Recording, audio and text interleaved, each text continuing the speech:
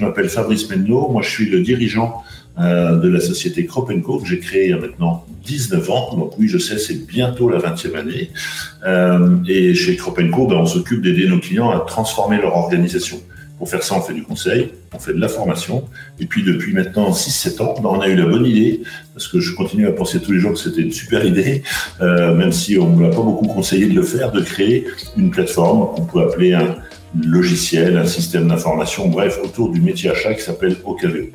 Voilà, ça c'est un petit peu pour la page de pub. Et donc du coup, vous allez retrouver des informations nous concernant sur le site de Crop & Co. Là, c'est plutôt, on va dire, le site institutionnel, donc cropandco.com. Vous avez un deuxième site où on publie beaucoup d'informations sur l'univers du digital et du SIA qui s'appelle okvo.com.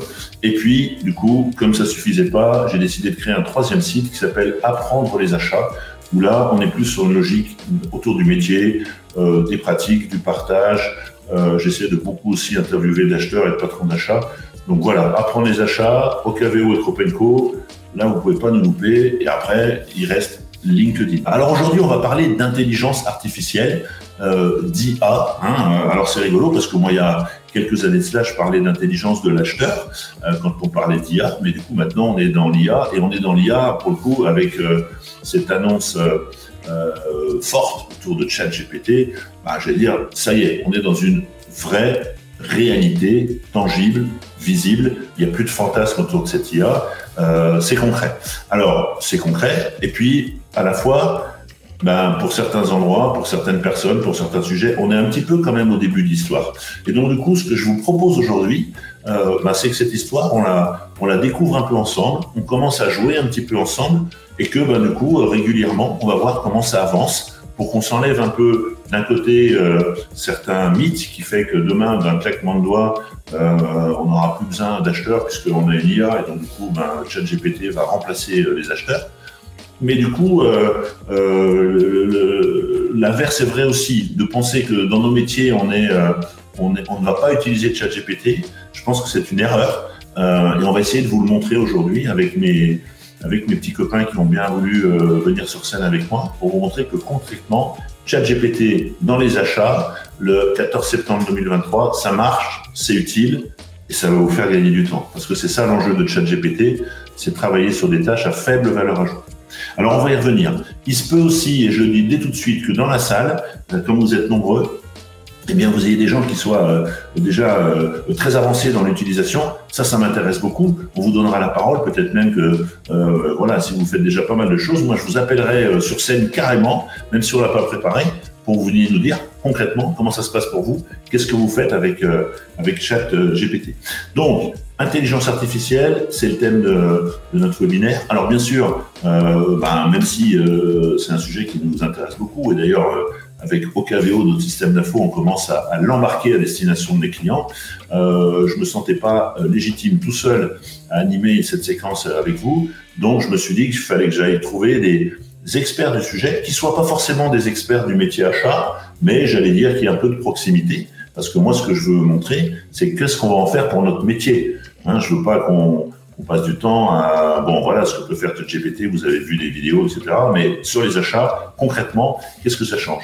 J'ai décidé d'inviter avec moi 2 personnes avec qui je travaille régulièrement. Ce sont des personnes qui m'accompagnent dans toute notre stratégie de communication sur le web, des réseaux sociaux. Et ces 2 personnes, du coup, elles utilisent aujourd'hui ChatGPT dans leur métier de tous les jours, qui est de produire du contenu, qui est de réaliser des tâches. Et donc, du coup, je leur ai demandé de venir gentiment passer ce moment avec nous, à la fois pour leur parler de ce qu'elles font et de ce qu'elles voient sur ChatGPT. Mais comme elles connaissent bien le métier achat, même si elles ne le pratiquent pas, et bien du coup, elles vont venir partager leur savoir-faire. Alors, déjà, Pauline, que je salue. Pauline, est-ce que vous m'entendez bien? Je vous entends bien. Bonjour Fabrice, bonjour à tous. Génial. Et nous aussi, on vous entend bien. Et du coup, Pauline, elle a un alter ego qui s'appelle Loïc et du coup que je vais également inviter. Voilà, on va se retrouver donc tous les 3 pour ce webinaire. On va attendre l'ami Loïc. Clac, ça marche. Comment va Loïc? Ça va bien. Il est en bonne forme. On m'a dit qu'il s'est levé assez tôt, mais c'est pas mal. Bon, génial. Moi, je suis super content que vous soyez là avec moi. Vous le savez, on a une bonne série d'acheteurs et il y a des bons dans la salle, donc il va falloir qu'on soit au niveau pour qu'on fasse un bon match avec eux. Il faut qu'on prenne un peu de plaisir. C'est aussi des moments où on partage. On n'a pas, moi je le dis souvent, on n'a pas la vérité, mais on vit des choses, des expériences. Ça marche pas. Ça, on se le présente. Donc peut-être avant qu'on démarre, Loïc peut-être et Pauline, je vous laisse peut-être vous présenter et nous dire un petit peu qui vous êtes. Parler un petit peu de Floor Agency également, qui est une belle agence, et puis du coup après on va démarrer. Enchanté tout le monde, je m'appelle Loïc Moncani, je vis à Malte, je suis expatrié depuis maintenant pas mal d'années et je gère avec Pauline l'agence Floor Agency. Mon background est plutôt couteau suisse de l'internet, dans l'image de marque, le design et aussi un petit peu la technique, et Pauline est plutôt la ninja du contenu et du référencement, et tous les deux on a une agence qui s'appelle Floor Agency qui accompagne les entreprises dans leur marketing au quotidien en améliorant leur présence en ligne, en déléguant du marketing tout simplement, et en aidant à avoir plus de résultats sur le digital de manière générale. Et ça fait donc 5 ans qu'on existe avec une belle équipe et des beaux projets depuis tout ce temps. Comment ça va se passer? 3 temps sur ce webinaire. Le premier temps, avant qu'on plonge dans notre métier d'acheteur et que du coup on a décidé, moi je vous ai demandé à tous les deux, il faut qu'on partage les écrans, qu'on rentre dans les sujets. Moi j'aimerais qu'on parle un petit peu d'intelligence artificielle, de manière peut-être un peu plus générale, parce que c'est sûr que là en ce moment on en fait des tonnes sur le sujet, on peut plus faire une communication sans qu'il y ait le mot IA. Moi je regarde tous mes petits copains, les concurrents, etc. Faut faire des livres blancs sur l'IA, etc. Tout d'un coup tout le monde se réveille. Bon, c'est bien et on va en parler et on va montrer des choses concrètes, mais en vérité ça fait quand même quelques années que l'IA elle est autour de nous, non Pauline? C'est déjà des sujets sur lesquels on est déjà assez concerné dans le fait. C'est tout à fait ça. En fait, on a l'impression que l'IA est entrée dans nos vies il y a quelques mois parce que ChatGPT est venu faire une invasion absolument partout dans l'actualité, sur nos feeds et dans les conversations. Mais en réalité, on utilise tous l'IA depuis des années sans forcément en avoir conscience. Je ne sais pas qui parmi vous utilise un GPS, Amazon, Netflix, ou tout simplement a pris l'habitude de parler à son téléphone pour lui demander donne-moi quelque chose ou ouvre-moi, fais-moi une recherche. Mais tout ça, c'est de l'intelligence artificielle qui s'est insufflée dans nos quotidiens sans qu'on en ait aussi conscience. Et finalement, ChatGPT est juste venu le révéler au grand jour et a fait en sorte que l'intelligence artificielle est devenue quelque chose dont on parle. Oui, je pense qu'en effet, c'est assez présent et on en parle beaucoup. Alors tiens, avant qu'on démarre, 2 choses. Une chose que j'ai oublié de vous dire. Autour de cette table, donc vous êtes un certain nombre à être connectés. N'oubliez pas, on parlait beaucoup de LinkedIn, de vous connecter ensemble sur LinkedIn si vous avez besoin. C'est aussi un moyen d'entretenir le réseau. Et puis avant qu'on démarre, j'avais préparé un petit sondage. Je voulais savoir qui utilise aujourd'hui ChatGPT ou qui a déjà testé ChatGPT du coup depuis que c'est sorti, parce que du coup ça m'intéresse. C'est parti. Alors qu'est-ce qu'on a? Du coup c'est super, vous êtes il y a une bonne presque 70% qui ont déjà utilisé. Donc du coup vous avez commencé à jouer un petit peu. On verra après sur le niveau d'expertise, est-ce que vous en avez retiré, mais du coup on est bien avec des acheteurs, c'est-à-dire qu'il y a beaucoup de curieux autour de la table aussi. Puis après on a quand même 40% qui n'ont pas du tout utilisé. Du coup je pense aussi un peu à eux, et j'aimerais bien Loïc peut-être et Pauline qu'on démarre par du coup si jamais on veut utiliser, et après on va venir sur le métier, comment on fait aujourd'hui pour utiliser ChatGPT? On doit aller sur un site, on doit s'inscrire, on doit sortir la carte bleue. Comment concrètement ça se passe si je voulais, après notre webinaire, du coup commencer à utiliser ChatGPT? Loïc? Alors tout simplement, il y a le site de ChatGPT sur lequel en fait, qui est fait par la société OpenAI, sur lequel on peut aller. Je vais l'inscrire dans le chat pour ceux qui le souhaitent. Et donc, en se connectant via son compte Google ou en créant un compte, on peut accéder directement gratuitement à ChatGPT. Et ensuite, il y a des options qui sont ChatGPT+, où on paye pour avoir des fonctionnalités un peu plus avancées sur ChatGPT. Après, on va parler aujourd'hui de ChatGPT. Ce qu'il faut savoir, c'est qu'il y a aussi d'autres concurrents, d'autres IA qui sont utilisés.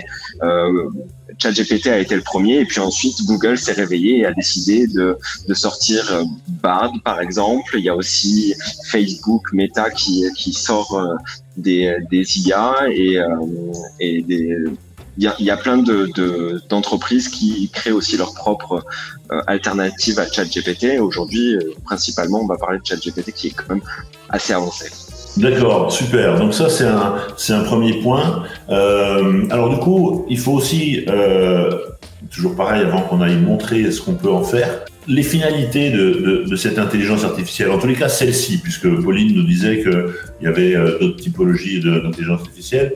ChatGPT, est-ce que, comme je l'entends souvent, il faut le considérer comme un assistant virtuel, ou est-ce que on peut avoir un rôle différent avec ce type d'outils et de solutions?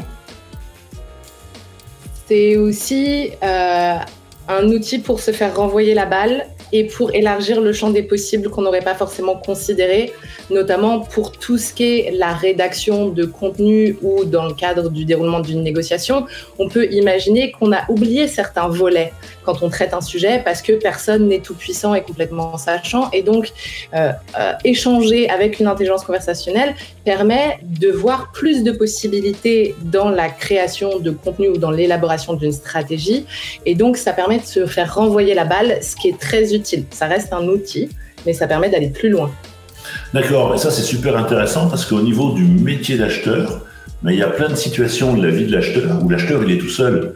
C'est-à-dire que l'acheteur il est souvent un petit peu tout seul devant sa préparation de négo, devant sa définition de stratégie. Alors certes, à un moment donné, il va aller partager potentiellement ces éléments-là, mais au moment de la construction, il est un peu seul et vous dites demain je prépare ma négo et du coup j'ai mon petit partenaire de jeu qui est ChatGPT et quelque part il m'aide à préparer ma négo.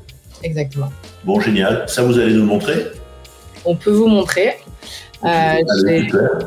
Avant qu'on monte des choses, juste pour terminer sur le rôle un peu, parce que souvent, bon, puis les médias, ils sont là aussi pour souffler sur tous ces sujets-là, mais du coup, on entend dire que ChatGPT, on va supprimer un certain nombre de métiers ou d'activités. Qu'est-ce que vous pensez de cette dimension de ce que va faire l'outil? Et peut-être que c'est lié à certains métiers, certaines activités. Comment on réagit à ça? Oui, c'est un sujet sur lequel je pourrais parler pendant environ mais là, c'est juste pour une journée.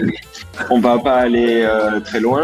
Ça va peut-être supprimer des métiers, mais ça va aussi créer de nouvelles choses. Et puis, en fait, c'est juste que ça va permettre d'être plus performant, de pouvoir être plus effectif, efficient, de pouvoir vraiment compléter son métier de tous les jours.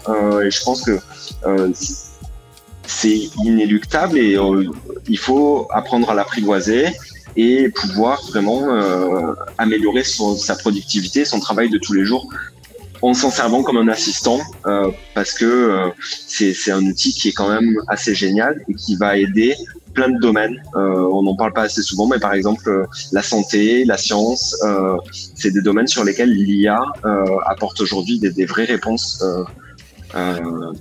intéressantes. Moi, par rapport au métier tel qu'on le voit, le pratiquer sur le terrain, on sait aujourd'hui que les acheteurs, ils ont une problématique de productivité, ou en tous les cas, ils ont plus de choses à faire que de temps pour les faire.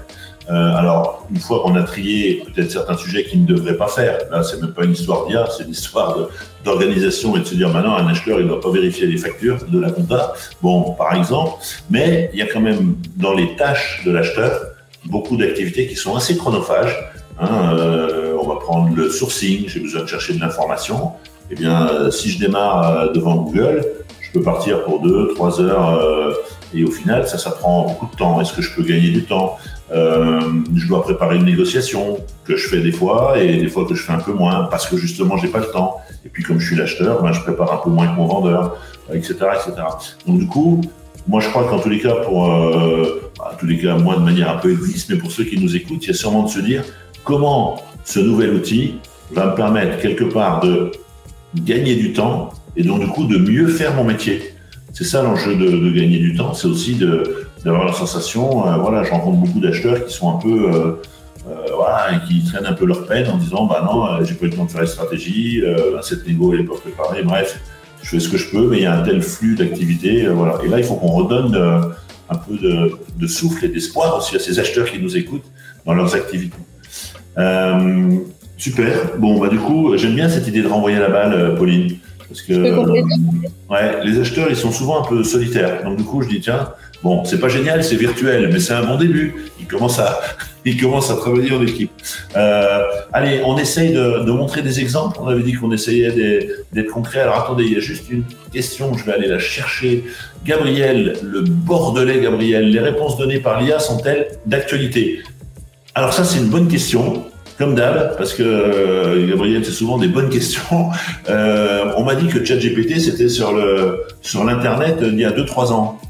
Est-ce que c'est vrai cette histoire-là? Alors, au lancement, on était sur une version qui était entraînée jusqu'à 2021. Mais aujourd'hui, avec ChatGPT, on peut intégrer des plugins qui savent faire 1 million de choses. Et certains de ces plugins permettent d'accéder à l'Internet d'aujourd'hui. Et donc, quand on parle de ChatGPT, il suffit de lui dire « Utilise le plugin X ». Donc, moi, j'utilise WebPilot et source tes informations. Et dans ce cas-là, on a des informations qui sont à jour et on peut même lui demander de mettre les liens vers les informations qu'il cite, ce qui apporte un petit peu de véracité. Fabrice, je voulais compléter sur ce que vous disiez tout à l'heure et sur le fait que l'IA remplace l'acheteur ou pas. L'IA ne remplace pas l'acheteur et sa sensibilité, mais par contre, de manière très pratique, elle peut lui gagner du temps sur des tâches qui sont terriblement chronophages. Imaginez-vous, on l'a tous fait, trier votre boîte mail à la main. Un email après un email. La fonction de Gmail qui dit sélectionner les messages similaires, c'est de l'IA.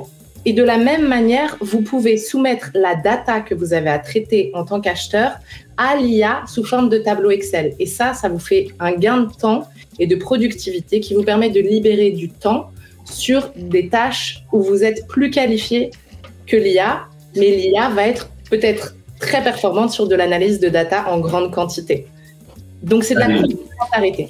Ok, ça marche. Bon, il est 11h20, il faut qu'on montre maintenant. Donc, on va partager l'écran. Oui. Alors, avant qu'on aille sur des choses un petit peu déjà pointues, juste, on est au début de l'histoire. N'oubliez pas, il y a 40% des personnes qui nous écoutent qui n'ont jamais utilisé ChatGPT ou un autre IA. Donc, du coup, moi, j'aimerais bien que vous nous montriez, voilà, on y arrive et comment ça se passe. Et par exemple, c'est quoi ces prompts dont on parle? Expliquez-nous un peu l'histoire, là, pour qu'on commence à se familiariser avec ces termes. Et puis après, on va aller préparer une négo avec ChatGPT et on va faire une stratégie d'achat. Allez. Donc, c'est sur l'adresse qu'on vous a donnée sur le webinaire, donc chat.openai.com. Et nous, on a la version payante qui coûte 20 € par mois et qui nous permet d'avoir GPT-4. Donc, ça permet d'intégrer tous les plugins. C'est pas si cher que ça, en vérité. C'est 20 $ par mois. Je ne sais même pas 20 €, c'est 20 $. Ça vaut complètement le coup et ça permet de ne pas être déconnecté quand il y a une demande qui est assez forte. Donc, c'est très utile. Et donc, on arrive ici. Sur le côté gauche, on va avoir tous les chats qu'on a pu faire. Et ici, on a l'écran où on va taper le prompt. Qu'est-ce que c'est le prompt? Pour ceux qui n'ont jamais utilisé ChatGPT, c'est simplement une instruction, une demande, une question que vous allez pouvoir fournir à ChatGPT pour ouvrir la conversation. Et donc, ici, on est sur une conversation pour une négociation. On vous disait tout à l'heure sur une négociation. Donc moi, j'ai imaginé une conversation où j'ai demandé à ChatGPT de m'aider à construire une négo en fonction des biais cognitifs de Robert Cialdini, que vous devez tous connaître. Donc, il commence par me les lister. Donc, je lui ai expliqué que j'étais responsable achat. Pauline, je vais vous redonner la parole, mais je suis obligé de faire la parenthèse parce que je pense qu'ils connaissent pas tous quand même. Robert Cialdini, c'est quelqu'un qui a écrit beaucoup et qui a écrit un livre qui est très connu, qui est un best-seller, sur lequel d'ailleurs j'ai fait sur la chaîne une petite vidéo. C'est un traité de manipulation et Robert Cialdini, il vient redécouper un petit peu tous ces fameux biais cognitifs, qui est de dire comment en négociation on peut embarquer, convaincre, etc. avec un certain nombre de biais. Donc du coup, c'est un livre qui est très intéressant déjà de manière générale. Et après, dans notre métier d'acheteur, voilà, cette logique de séduction, négociation, manipulation, c'est des approches avec lesquelles on joue régulièrement. Je vous encourage à lire ce bouquin, à voir la vidéo qui est sur le site, puisque du coup, on l'a adapté au métier d'acheteur. Et donc, du coup, Pauline va maintenant, avec ses biais, essayer de nous décrire comment on pourrait préparer la négociation. C'est ça, Pauline ? Exactement. Donc, l'idée, c'est de dire, moi, je sais que j'ai une recherche de fournisseurs et une négociation à conduire. J'imaginais que je me rendais à un salon où j'aurais plusieurs interlocuteurs auxquels parler et je veux bien sûr créer tout de suite un lien qui me mette dans la meilleure position possible pour une négociation à venir avec les différents fournisseurs qui m'intéressent. Et donc, je me dis que je vais essayer d'appliquer ces 7 biais de négociation à une conversation hypothétique pour qu'au moment où je me présente devant mes interlocuteurs, je puisse avoir les différents arguments. Donc ça prend 3 minutes et demie de lui poser la question. Lui liste les biais pour dire voilà quelles sont les choses qu'on peut utiliser dans la négociation, chercher de la sympathie, de l'autorité, de la rareté, créer de l'urgence, etc. Et maintenant, je lui dis applique cela à une négociation pour une souscription à Ocaveo. Prétends que tu es dans un salon en face de Fabrice Mello, fondateur de Crop & Co et d'Ocaveo, et que tu souhaites négocier l'achat d'Ocaveo logiciel achat en direct et déroule-moi finalement le dialogue. Donc là, on est vraiment pour faire le parallèle avec ce qui se passe quand l'acheteur va se rendre à ce salon ou quand il va assister à une visio avec ce potentiel, ce prospect, ce fournisseur prospect. On est quelque part dans une logique de préparation où c'est là où vous parliez de renvoyer la balle. Voilà, soit j'appelle mon patron, mon coach ou mon acheteur qui est du bureau d'à côté, je dis tiens, qu'est-ce que t'en penses par rapport à comment je peux aborder le sujet. C'est à ChatGPT qu'on a posé la question, c'est ça. Et donc du coup, c'est ces fameux prompts et du coup, il vous a suggéré des éléments sur lesquels j'imagine vous rebondissez à votre tour pour affiner un peu tout ça. C'est comme ça que ça se passe ? Alors, il a fait les 2 parties. Moi, mon travail après, donc là, il m'a suggéré vraiment les 2 parties de la négociation. Alors, je ne sais pas si vous pouvez lire, peut-être que oui, vous lirez, mais bon, si ça peut être un peu des exemples, on les mettra en lien du webinaire. Le replay peut-être. Ouais, c'est une bonne idée. Et donc là, il me donne les biais à chaque fois à utiliser. Ce qui est intéressant, c'est de voir quels sont les arguments qu'il va utiliser pour toucher et pour rentrer dans la négociation. Et bien sûr, on commencera jamais une conversation de la même manière. C'est très formel, tout est un petit peu engoncé. Il y a cette manière de rédiger de ChatGPT qui est pas tout à fait fluide. Donc, c'est surtout pas apprendre de manière littérale à aller apprendre par cœur. Néanmoins, ça m'a donné des arguments pour conduire une négociation en utilisant des choses qui ne sont pas forcément détectées par mon interlocuteur, ou du moins qui sont prouvées pour fonctionner. Et ça me donne des billes, entre guillemets, pour aller à la négo de manière plus préparée. J'ai un point, là, on joue aussi avec les réactions des personnes qui nous écoutent et c'est intéressant. J'ai un commentaire de David sur le chat, mais du coup, voilà, il faut encore penser bien à utiliser les onglets. David nous dit, j'attire votre attention sur le fait que de plus en plus d'éditeurs d'information interdisent l'accès à leur contenu. Et du coup, vous jouez aussi avec ça. Vous avez un regard sur cette partie-là. C'est quoi ce que précise David là ? Alors aujourd'hui, il est plus possible.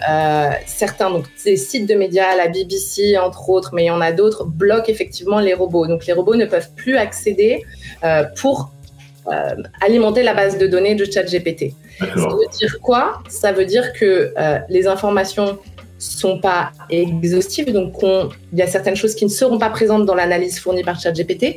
Et encore une fois, ça veut bien dire que l'humain est indispensable.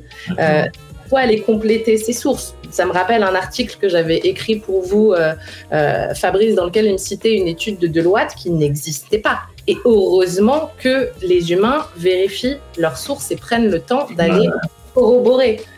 Nous sommes toujours indispensables. D'accord. Et si je peux ajouter quelque chose par rapport à la pratique, c'est-à-dire la manière d'utiliser une IA, c'est aussi de penser que cette IA, elle est jeune en fait. C'est comme si c'était un enfant qui a pas d'éducation et qu'il faut éduquer, sur lequel il faut fournir des informations il faut fournir du contexte avant de poser sa question. C'est pas une IA, c'est pas quelque chose qui a une réponse à toutes les questions, mais qui va vous donner des informations. On doit vérifier des infos. Oui. Alors, j'ai une remarque super intéressante, parce qu'on va parler de ça. Sylvie nous dit, du coup, en ayant lu un livre ou la formation achat ou expérience, vous auriez eu les mêmes idées. Elle pose la question, et en fin de compte, ce qu'elle dit, c'est que la négo, elle est un peu générale, et que l'IA ne connaît pas forcément l'éditeur, OKVO ou Fabrice ou la personne qu'on rencontre. Et donc c'est là où je continue sur ce que j'étais en train de dire, voilà. C'est que quand on travaille avec l'IA, avec ChatGPT, avant ça, il faut lui fournir du contexte. Il faut lui fournir, par exemple, qui est OKVO, quelles sont les différentes caractéristiques, qui est Fabrice Menelot ou sa personnalité. Et en fait, on va l'entraîner. Et ça, c'est une notion on n'en a pas parlé jusqu'à maintenant. Il faut entraîner l'IA et la situer dans un contexte pour ensuite lui demander ce qu'on veut faire. Mais si on part de rien du tout, c'est difficile d'avoir de l'information de qualité. Et je crois que, parce que pour avoir un peu joué, et on est en train d'accélérer un peu tout ça chez nous là, c'est vrai que si on compare ChatGPT à Google, on pose une question, mais stop, on a une réponse qui est terminée. Après, on pose éventuellement une autre question. Voilà, là, on est dans une logique où en jouant avec, il y a une espèce d'interaction qui se crée. Parce que là, vous nous avez montré, Pauline, le résultat final de ce que vous avez questionné. Mais j'imagine qu'on pose une première question, on rebondit, on lui dit d'utiliser, on lui dit de se comporter comme un acheteur, etc., etc. Donc, il y a toute cette mécanique d'apprentissage qui fait que on éduque aussi un peu notre assistant. Et si on fait le parallèle avec quelqu'un, tiens, je traverse la rue, je vais voir mon voisin et je lui dis aide-moi à préparer une négociation avec un éditeur. Il connaît rien. Si par contre, toutes les semaines, je vais lui poser des questions, tiens, je vais aller voir des éditeurs informatiques qui font des outils pour les acheteurs, blablabla, etc. Au bout de 3 ou 4 fois, l'échange et le contenu qu'on va avoir sera plus pertinent que des choses un peu générales. Je ne sais pas si vous le partagez. Est-ce que j'ai le droit de révéler que j'ai entraîné ChatGPT à parler comme Fabrice Menelot? Moi, je suis en train d'avoir les pétoches là, avec votre truc, là, parce que du coup, elle est en train de dire qu'elle veut avoir des infos non visibles sur moi. Attention, Sylvie, je saurais vous retrouver. Mais du coup, voilà, est-ce qu'en effet, comment on fait ça? C'est intéressant, comment vous éduquez l'IA à parler ou à réfléchir comme quelqu'un d'autre en vérité? Alors moi, ça fait 4 ans qu'on collabore et qu'on se parle toutes les semaines, et donc j'ai la chance d'avoir un petit peu analysé votre voix, votre ton, la manière dont vous interagissez avec votre audience, notamment à l'écrit. Et donc quand vous rédigez, Fabrice, vous faites 3 choses. Vous faites des interjections à votre audience, vous utilisez de l'humour de manière sporadique et vous mettez des émojis clin d'œil. Et ça, c'était avant qu'on collabore ensemble. Mais moi, j'ai dit à ChatGPT tout ça et je l'ai entraîné, je l'ai corrigé. Et donc maintenant, quand je lui demande de rédiger des bases d'articles ou des articles support au webinaire ou des questionnements, des introductions pour vos contenus, il sait écrire comme Fabrice Menelot puisque je lui ai appris à le faire. Mais ça veut dire qu'on se connaît un peu déjà, mais dans le cadre d'une négociation, souvent on découvre le directeur commercial le premier jour quand il est en face de nous. Donc comment est-ce qu'on va aller chercher des infos sur LinkedIn, sur son profil? Qu'est-ce que fait ChatGPT en fait? Parce qu'aujourd'hui, un acheteur qui prépare une négo, voilà, moi j'ai rendez-vous avec Sylvie en négociation, je vais aller sur son profil. Du coup, elle va savoir que je suis allé sur son profil, mais c'est pas grave. Je vais voir un peu d'où elle vient. Oh là là, elle a bossé 45 ans chez Forestia, ça va être horrible. Ou alors, elle a 25 ans et elle sort du MAI. Donc tout ça, on a quelques débuts d'informations. Mais ce que vous décrivez là, ça nécessite que on ait un peu connu et pratiqué la personne avant, c'est ça? Faites pas vos recherches de personnes sur ChatGPT. Personnellement, j'en ai pas eu une bonne expérience. Au début, il disait qu'il n'avait pas le droit de fournir des informations personnelles. Aujourd'hui, il raconte des bêtises. Faites tous le jeu de taper qui est votre nom, prénom. Il raconte des bêtises. Donc moi, personnellement, avant de conduire une négo, des personnes alors. Voilà. Alors, André Piochot, qui nous vient de Clermont-Ferrand, pour se rassurer sur la réponse de ChatGPT, peut-on voir quel contenu référentiel il utilise pour répondre? quand il nous répond, est-ce qu'il nous dit je vous réponds ça parce que je suis allé sur tel site, etc. Vous parliez tout à l'heure des sources. C'est dans la version payante là, que vous utilisez. Vous avez accès à ces sources? Oui, on peut lui demander de citer ses sources. Donc, on peut pas lui dire où est-ce qu'il a trouvé tout ou quelle référentiel il utilise. Néanmoins, quand on est connecté à Internet, on peut lui demander de citer ses sources. Tout à l'heure, j'ai fait l'exercice sur une étude de marché fournisseur et je lui ai demandé de me donner les 3 derniers articles de quotidiens nationaux sur le sujet. Il m'a dit j'ai pas, mais il m'a sorti 3 études de marché récentes. Voilà. Ok, donc du coup, c'est pas systématique le fait de fournir la source, mais on peut quand même demander des choses. Ok, alors pardon, clac, je vais faire ça. Une autre question, on continue de Jean-Marc qui nous dit l'entraînement et l'apprentissage de ChatGPT n'est-il pas ensuite limitant dans les informations collectées et donc fournies par ChatGPT, ciblage des réponses aux attentes et enseignement par exemple? Est-ce que du coup, à force, on va pas tourner un peu en rond, quoi? Est-ce qu'on a une garantie de toujours avoir, voilà, si j'ai déjà joué un petit peu, on s'est renvoyé la balle plusieurs fois, à un moment donné, est-ce que c'est moins pertinent? Alors peut-être qu'on est un peu au début de l'histoire et qu'on ne sait pas encore trop dans la durée comment ça va évoluer, mais j'ai le sentiment que c'est un peu sans fin quand même les possibilités de créer des choses nouvelles, non? En fait, il faut savoir que ChatGPT aussi utilise plusieurs modèles différents et donc on entend parler de GPT-3, GPT-3.5, GPT-4 et en fonction des modèles, du coup, il y a des évolutions. Ça arrive de pouvoir être limitant et de pouvoir en fait tourner en boucle.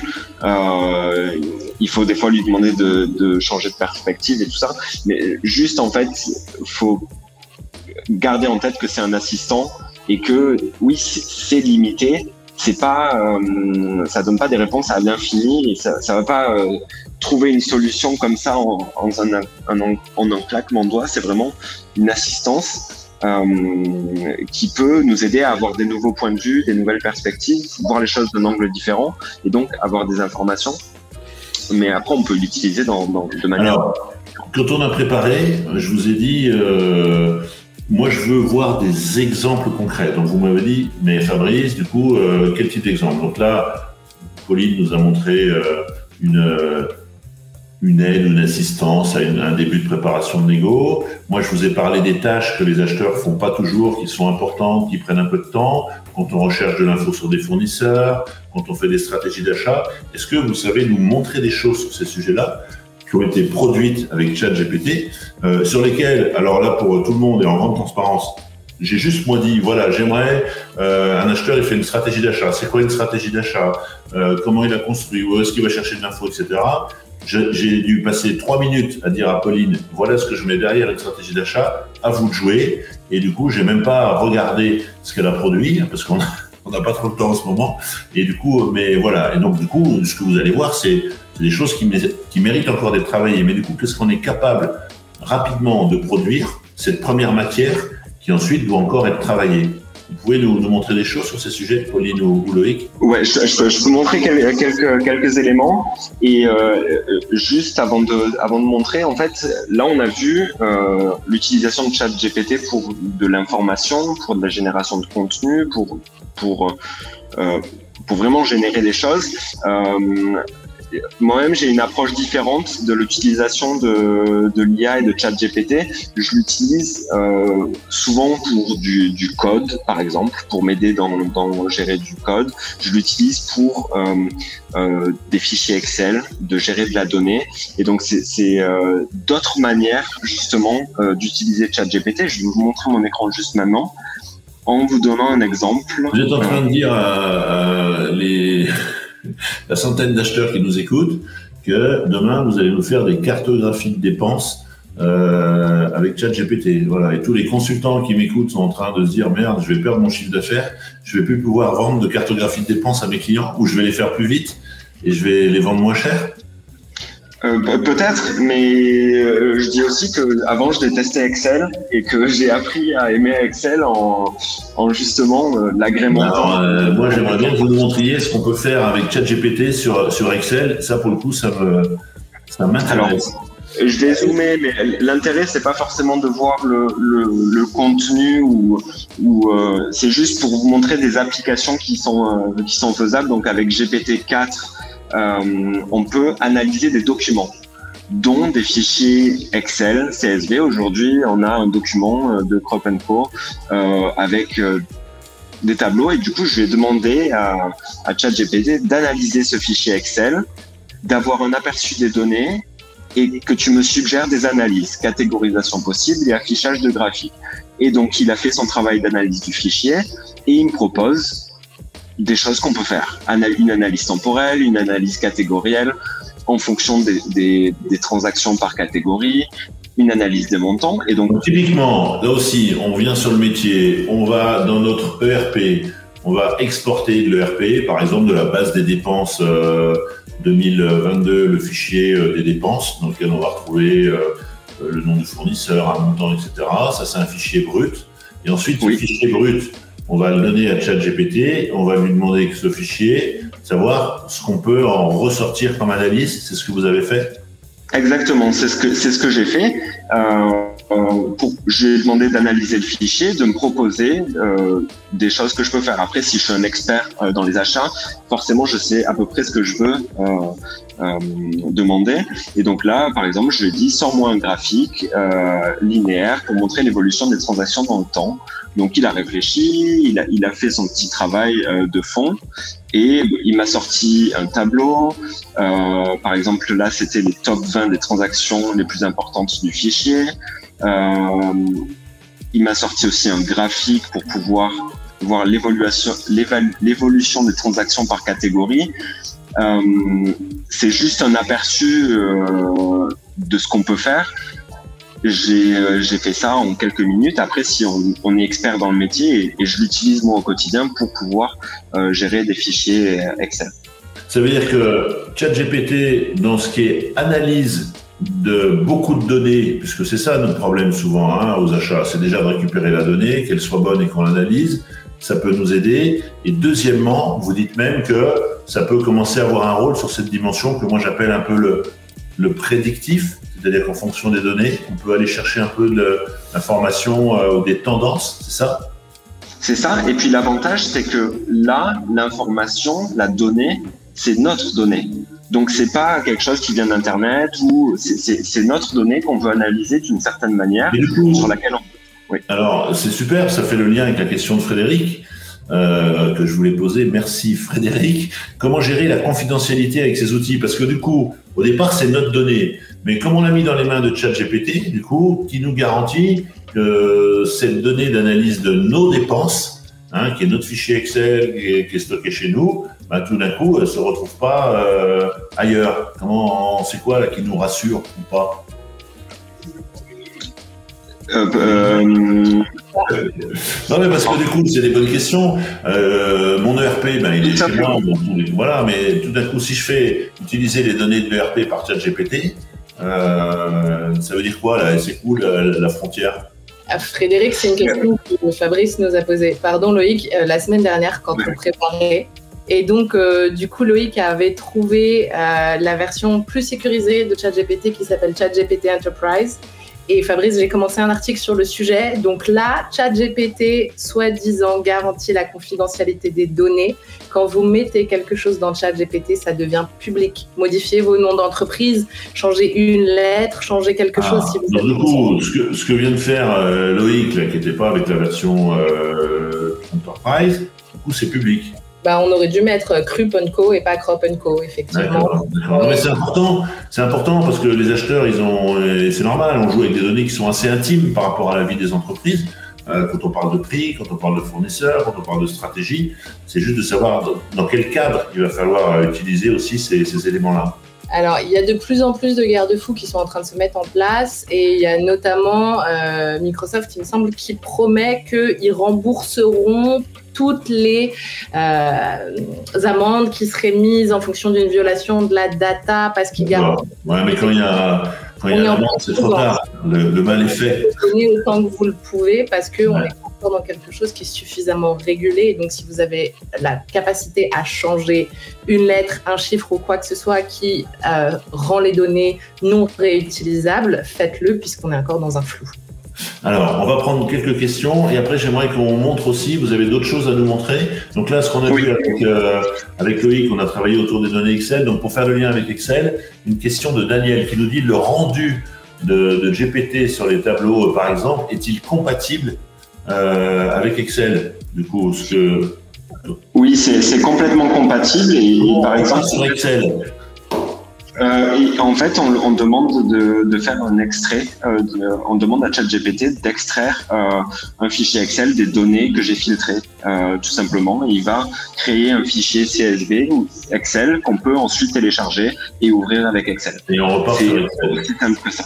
Il y a aussi quelque chose que j'aimerais vous partager quand on fait du sourcing sur des sites internet. Donc, c'est des extensions, vous savez, sur Chrome, on peut mettre des extensions.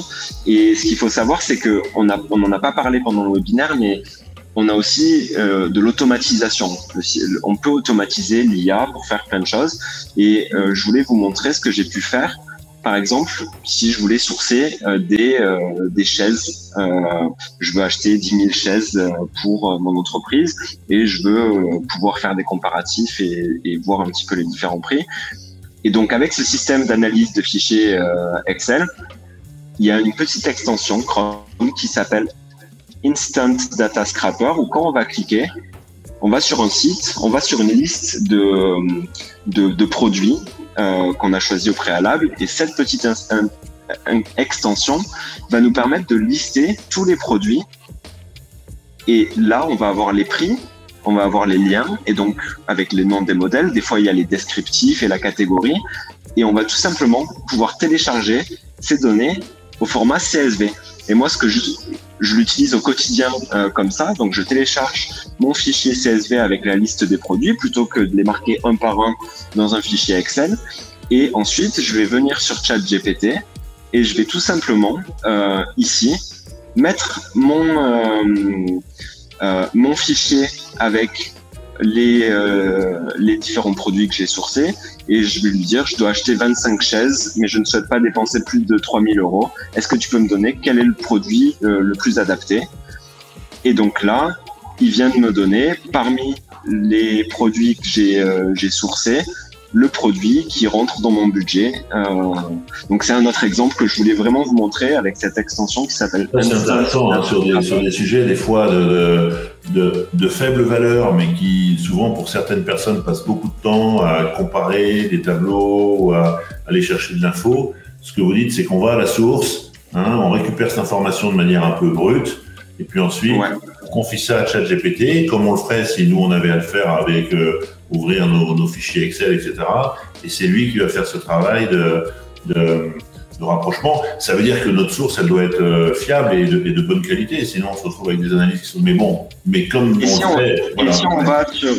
si on va sur la source qui est le site internet du fournisseur, qui affiche ces produits, du coup, la source est fiable, à moins qu'on ait les catalogues en direct, etc. C'est vraiment quelque chose que j'utilise au quotidien pour pouvoir vraiment comparer. Et là, je le fais sur 20 produits, mais c'est possible de le faire sur 10 000 produits et de faire de l'analyse plus poussée. Ok, donc du coup, Excel, il y a une vraie piste. Ça m'intéresse aussi parce que manipulation de données, c'est un caillou dans la chaussure des acheteurs. Donc si demain, voilà, on peut s'entraîner à confier à cette IA des travaux de préparation. Ce fameux data crunching, vous savez, où on traite la donnée, on la manipule pour commencer à l'exploiter. Ça, c'est intéressant. On avait parlé de stratégie d'achat, de recherche d'informations sur des fournisseurs. Il y a des choses à montrer là. Oui, je peux vous montrer un essai pour faire une analyse de marché. Alors pour tout vous dire et pour aussi qu'on soit confortable avec ce qu'on va vous montrer, on est en train de travailler nous sur Ocaveo. Bon, vous savez, on a intégré l'ensemble des fournisseurs français sur Ocaveo grâce à l'open data. Donc, on a une base de sourcing la plus complète existante. Voilà. Mais ça, c'est le début de l'histoire, c'est d'accéder à la donnée. Donc, on est en train de travailler sur comment on va trier dans cette donnée. Et notamment, comment on va trier. Aujourd'hui, dans beaucoup d'outils de sourcing, vous êtes obligé d'aller sélectionner des critères, etc. Demain, on va vous permettre simplement de vous exprimer pour que du coup, cette intelligence, elle nous aide à venir identifier des fournisseurs en fonction de ce que vous allez lui dire, de ce que vous allez écrire, et pas forcément des cases qu'on va vous demander d'aller cocher. Donc, on va être vraiment dans une logique beaucoup plus fluide dans la manière de travailler. Et donc, du coup, ce que va vous montrer Pauline, c'est le début un peu de ces réflexions, de ces automatisations qu'on fait sur le sourcing et sur la stratégie concernant des familles d'achat. Là, c'est vraiment, je dois commencer à faire des achats. Je ne connais pas encore mon marché et donc j'ai été dans quelque chose qui m'était complètement étranger sur les chaussures de chantier. Et donc ça, c'est un prompt que vous retrouverez dans l'article support au replay, dans lequel finalement c'est déjà rédigé et il ne faut rentrer que les choses qui sont ici entre parenthèses. Donc moi, je lui ai donné un marché. Les chaussures de chantier et les fournisseurs de chaussures de chantier. Et tout le reste, c'est déjà écrit, déroulé. Et je lui demande donc de me donner des informations pour avoir un premier aperçu de ce marché que je ne connais pas et pour en prendre connaissance avant de continuer à faire des recherches. Donc, je copie-colle ça et je mets simplement mon secteur et il commence par me dire ce qu'il va faire. Donc là, il explique la recherche de données, l'analyse des tendances du marché, l'évaluation des stratégies fournisseurs, la collecte d'informations, l'analyse SWOT et les recherches de sources. Et donc, je lui dis de continuer et il commence par me sortir un document qui doit faire 1,5 pages sur Word qui me permet de comprendre un petit peu ce qu'est ce marché, quels sont les chiffres clés, qui sont les acteurs clés et comment est-ce que ça se passe et quels sont les challenges des fournisseurs sur le marché. Et là, de manière intéressante, donc je l'ai fait sur plusieurs acteurs. Je l'avais fait sur les fournitures de bureau. Il m'avait cité les 10 principaux fournisseurs de bureau. Et là, il a bugué sur les chaussures de chantier. Il n'a pas su me donner les acteurs. Donc, ça montre aussi les limites. Et c'est pour ça que je vous ai gardé ce chat-là. C'est que ça montre les failles. Il n'arrive pas toujours à fournir les informations. Donc, encore une fois, on corrobore. On se dit qu'il n'est pas tout puissant. Néanmoins, j'ai quand même un certain nombre d'informations. Ici, il m'a donné des études de marché avec des choses qui sont précises que j'aurais peut-être mis un certain temps à aller trouver ou tout de suite. J'ai des graphes et des informations intéressantes. Et puis, il me donne une analyse SWOT qui vaut ce qu'elle vaut, mais qui me permet tout de suite d'avoir un premier œil. Donc, encore une fois, on n'est pas sur quelque chose d'exhaustif. On n'est pas sur une étude de marché Xerfi. J'ai essayé, j'ai beaucoup joué. On n'en est pas là. On est sur de la première data et sur un processus qui est en développement. Mais ce qui est super intéressant parce que c'est des sujets moi qui m'intéressent beaucoup, c'est stratégie d'achat, c'est connaissance des marchés, parce que souvent je le dis aux acheteurs, c'est ce qui fait que vous êtes acheteur. Voilà, si jamais quand votre responsable technique vient me dire voilà ce que je veux acheter et qu'on achète ce qu'il veut acheter, une fois encore, c'est de l'approvisionnement. Si on commence à s'intéresser à ce besoin, si on commence à s'intéresser à ce marché fournisseur, là, du coup on commence à changer de rôle et d'interaction. Mais du coup pour faire ça, il faut aller chercher des informations sur le marché. Et souvent, pour toutes les bonnes raisons qu'on connaît, le manque de temps, des fois le manque de savoir-faire, les acheteurs font pas ce travail. Aujourd'hui, il y a très peu, au final, d'acheteurs, faites l'exercice dans vos organisations, qui sont capables, en 10 minutes, de pitcher sur un marché fournisseur. Vous achetez du transport, allez, parlez-moi du marché transport, les principaux acteurs, les tendances de fond, les innovations, quid de la RSE, etc. Pas facile. Ça, du coup, demain, on commence à raconter l'histoire. Si vous êtes capable, avec ChatGPT, de commencer à décrire les débuts d'analyse SWOT sur des marchés fournisseurs, on commence à se documenter, surtout si on sait le faire très vite. Qu'est-ce que font aujourd'hui les vendeurs ? En effet, vous parliez de Xerfi, qui est la référence dans les études de marché, mais il y a très peu d'acheteurs qui achètent des études de Xerfi, parce que ça vaut plusieurs centaines, voire plusieurs milliers d'euros. Moi, j'ai acheté de la flotte de véhicules, l'étude de Xerfi, elle est extraordinaire, mais vous pouvez vous la payer qu'une année, quoi. Et donc, du coup, ça concrètement, ça va être embarqué, ça va être possible, Et on va le retrouver aussi dans des outils, j'imagine, ces solutions-là. Allez, on est parti, on a des questions. Ah, super. Là, je me dis, zut, c'est vraiment trop bien. La recherche peut-elle être multifactorielle, multicritère? Question de Jean-Marc. Ben là, en fait, vous engagez la conversation. Donc, une fois que vous avez ouvert le sujet, vous pouvez poser toutes les questions supplémentaires et notamment sur les sujets sur lesquels il n'a pas cherché, poser la question différemment. En posant la question de la même manière, vous aurez probablement la réponse de la même manière.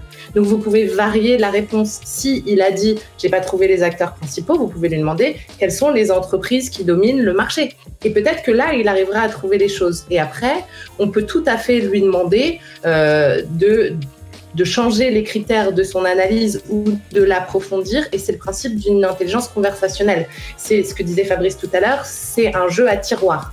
Donc, on peut poser plus de questions et affiner en fonction de l'information qu'on cherche et diriger la recherche.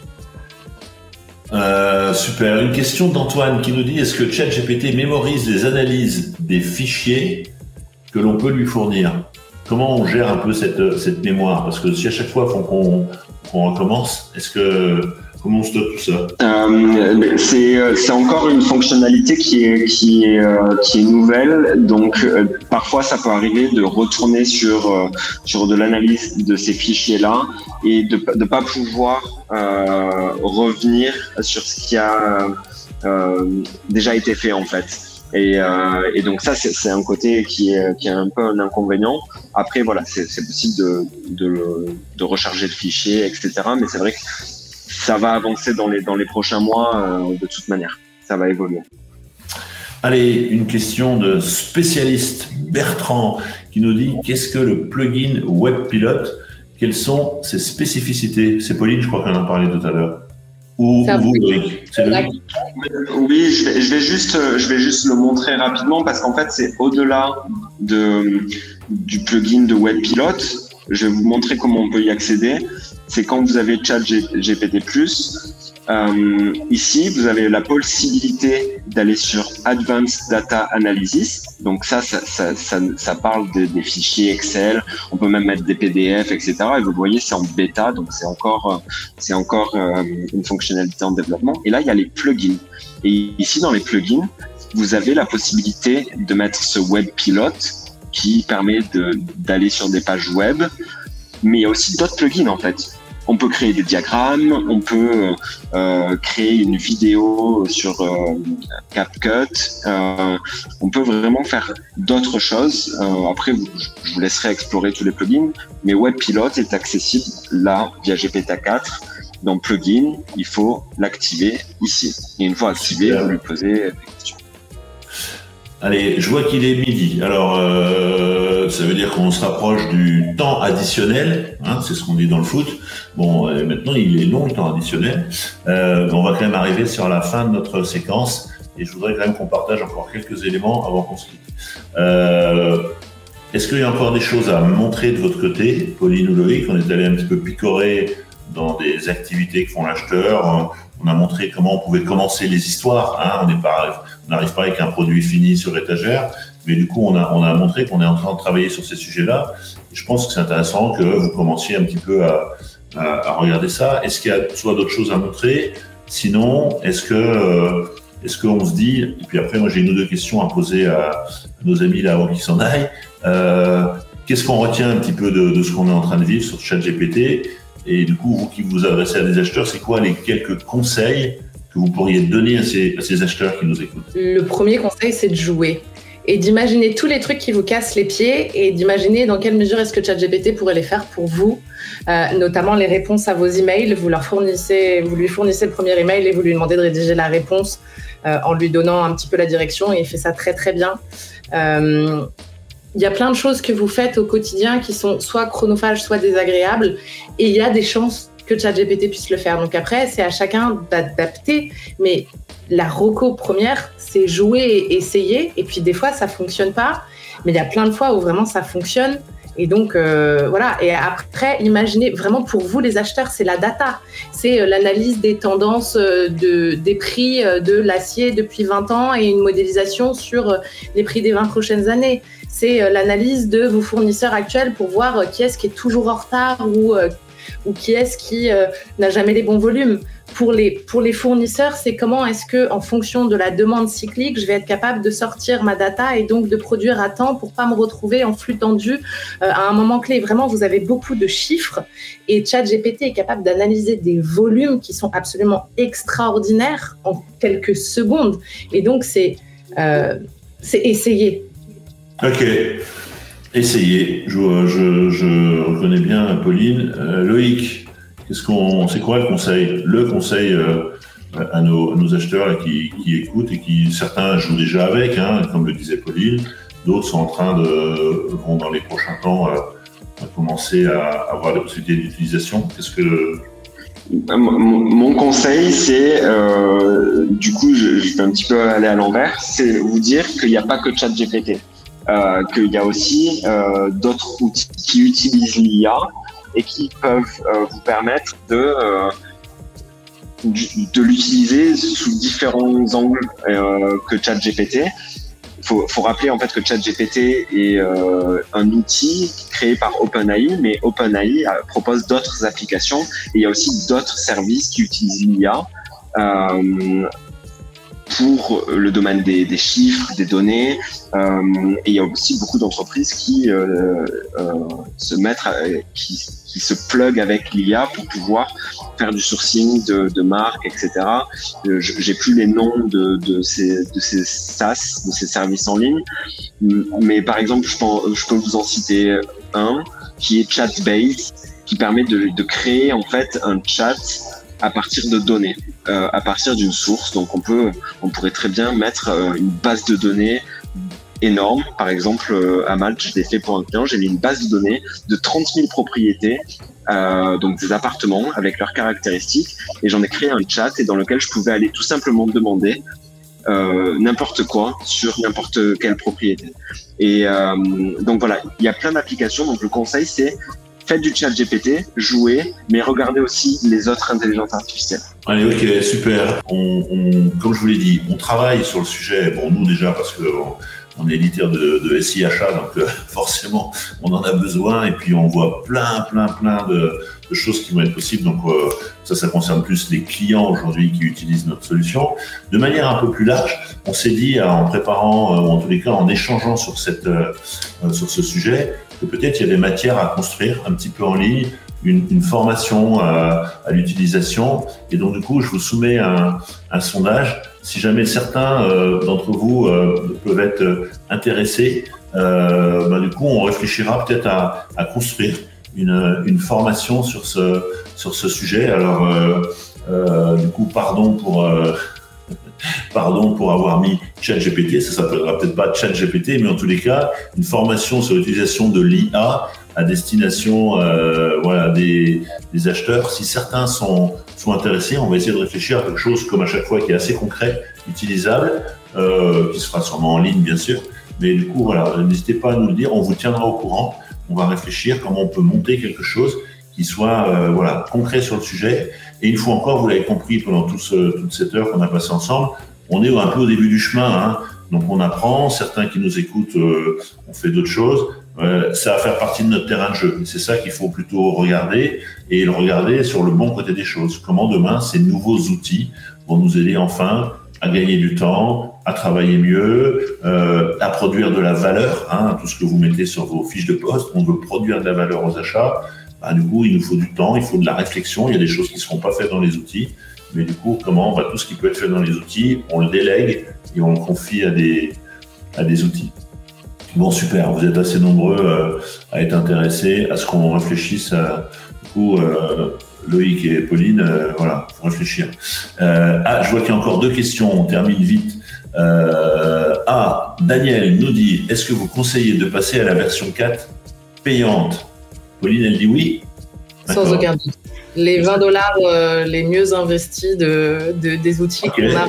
Bon, Daniel, si c'est pas bien, vous savez qui appeler. Pauline Jeannereau, vous la trouverez sur LinkedIn. Tac, ça c'est bon. Et puis du coup, Jean-Marc nous dit, avez-vous une liste de ressources que vous connaissez et suggérez et pour quelle utilisation? Ça, c'est côté Loïc, peut-être. On essaiera de faire une publication là-dessus.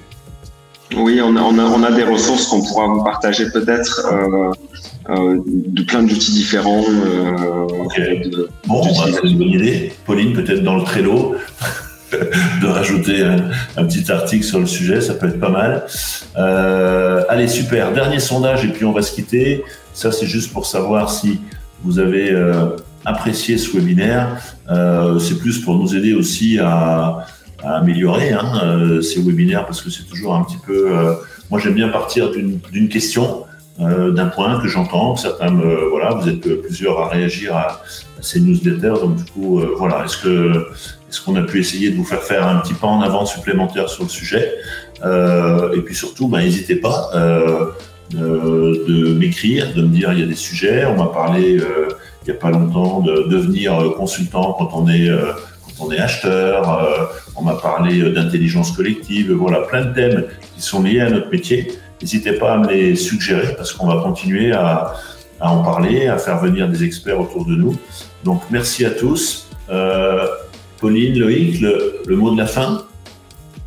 Un grand merci, Fabrice. De la fin FAIN. Merci à vous deux surtout d'avoir joué le jeu. Vous m'avez fait confiance une fois de plus, mais du coup on a passé un bon moment, on a appris, on a continué à apprendre. Et merci à vous qui nous avez écoutés. Je vous rappelle que donc il y aura le replay dans quelques temps et puis la partie des idées essentielles de ce replay. C'était un chouette moment. Continuez à avancer comme ça. Bonne fin de journée à tous. Et puis du coup, vous pouvez reprendre vos activités normales, comme on disait sur Canal+ il y a quelques années. Bonne journée à tous. Salut Loïc. Et merci beaucoup. À très bientôt. Et merci à vous deux encore.